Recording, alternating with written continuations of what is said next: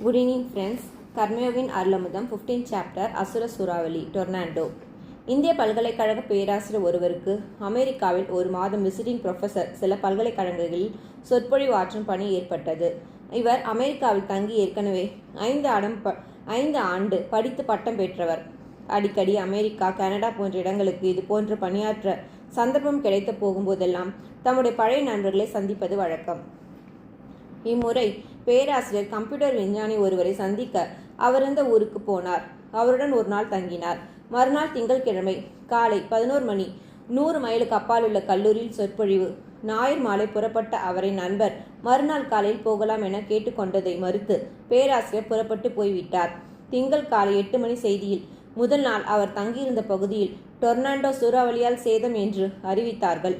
பேராசிரியர் நண்பரை போனில் கூப்பிட்டு விசாரிக்க நினைத்த அதே நேரத்தில் நண்பரிடமிருந்து போன் வந்தது.